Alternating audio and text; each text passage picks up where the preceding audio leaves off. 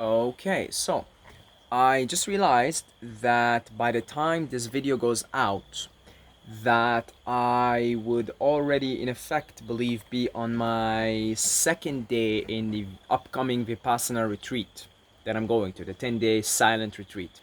So, to explain to you a little bit what's going on in this channel, I'm always scheduled ahead, usually a week. I'm usually scheduled ahead a week, 6 days, 5 days minimum, and sometimes more than a week. And as a result, you never really get to see the video. You do sometimes, but it's a rare thing.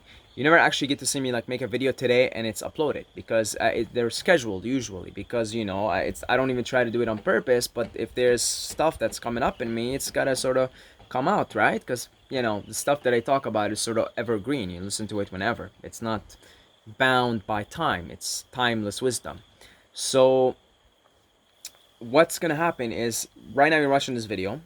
I made it, I think, 6 days before the first day of the Vipassana retreat, which is for me now, but time is an illusion anyway, so it really doesn't matter. It's all now. So this is me, and I'm already in the retreat right now, probably hating my life. Okay, so right now you could just close your eyes and picture Saeed absolutely hating his life. Okay, so seeing that I still have 6 days, I really don't think I'm gonna have my mouth shut. I'm gonna have my mouth shut for 10 days, for God's sake. So I'll probably be doing a lot of talking in the next 6 days or so. So I'm going to continue to schedule videos. You're going to continue to see videos.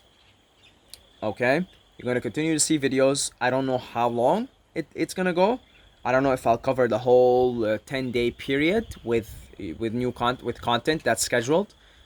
So if the content stops coming up, if let's say after 6 days from now no more videos, then that's how many videos I had scheduled. Okay, if it goes on, it'll go on, and then I'll make a fresh one when I come out of Vipassana, because then I would most likely have run out of scheduled videos. Okay, so that's what's happening. So just keep that in mind. The videos will keep coming, and sort of just go along with it. When they stop coming, it's don't worry, I'll come out of that prison like environment pretty soon, and we'll tell you guys how the experience was, and we'll continue from there. Life goes on, experience goes on.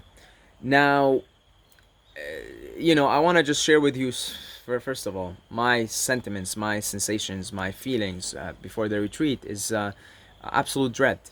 Absolute dread. I am not looking forward for it. I'm not. I'm not. You know why? Because I have been doing a lot of meditation here. Like here, I got the cushions over there. I meditate here. I've shown you guys, and I love this place so much. And I feel like I could do Vipassana here. I literally could do just my own Vipassana here. I really could. However, I committed to the experience. It will absolutely be a fantastic learning experience. I bet it will accelerate. It's sort of like it's an accelerator, it's a catalyst. So I'm sure I'm going to be dreading my time there, but I'm sure that I'm going to come out and say, wow, I am so glad I did this. I'm almost certain that that's going to be the case. Now, why am I dreading it so much? I'll tell you why.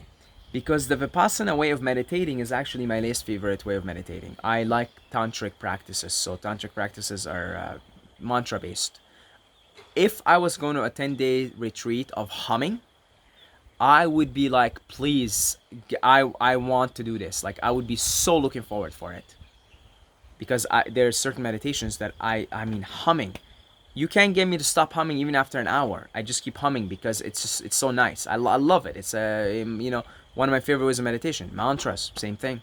I could take a mantra and really go to town with it. And if I was going to that type of retreat, it would be like going to watch a movie that you've been really waiting to or looking forward to. You go with anticipation. I don't like Vipassana. I don't like just sitting there and watching my breath and watching the sensations of my breath and sitting there. I don't like it. I do not like it. Precisely why I'm doing it. Precisely. I mean, the Vipassana way of meditation. I mean, they're all different skills to have, different skill set. You know, it's like, you know, if you're, I mentioned this before, I talked about this before, if you're an athlete and if you want to be, say, a soccer player, an all-around soccer player, you're going to practice shooting, you're going to practice passing, you're going to practice running, accelerating, the basics, and then you might specialize in, I'm going to be a striker, I'm going to be a defender, etc. Same way with all meditations, Vipassana gives you certain, you know, it really makes you, allows you to be the observer of your thoughts and allow sensations, painful sensations, pleasurable sensations in your body to come and go, and really see that everything is impermanent. It really is, it works tremendously on a part of your psyche. Then other meditations do a different thing. Mantras will do a different thing. And say tantric sex will do a different thing.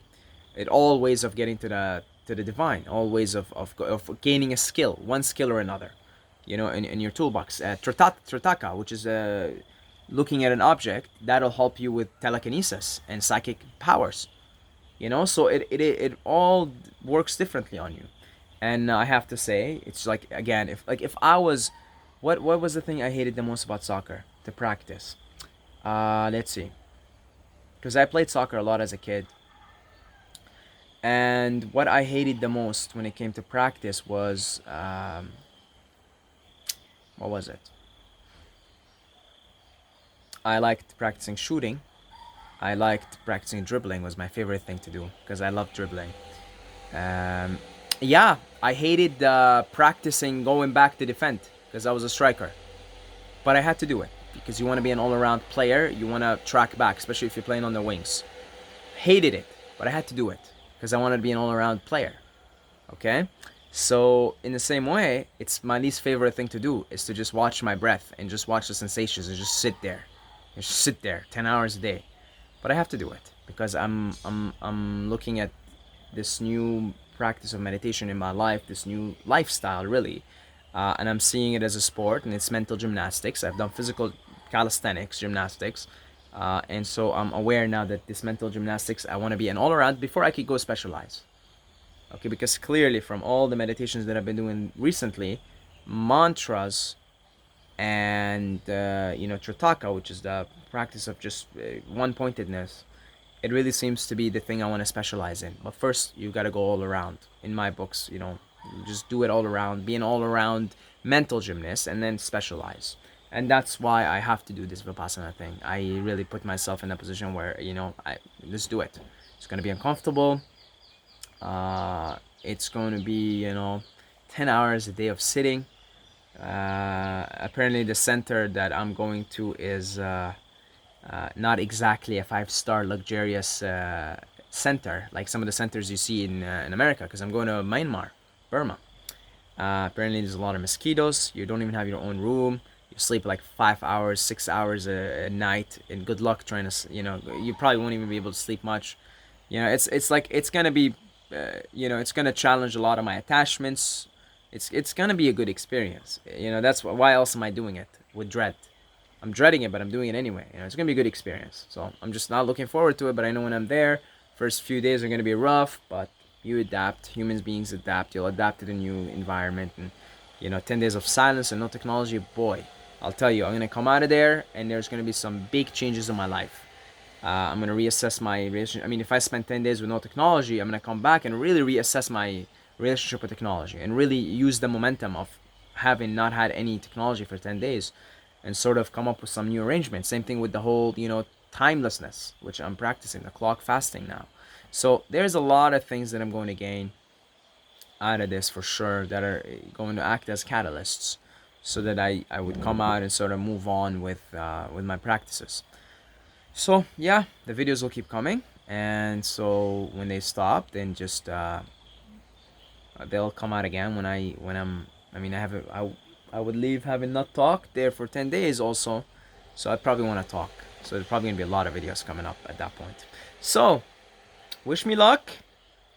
Hopefully, you know, if I'm not gonna be commenting or anything like that, so because you know I'm there right now hating my life. So that's about it, guys, and yeah, just thank you for watching, and I will see you guys on the other side.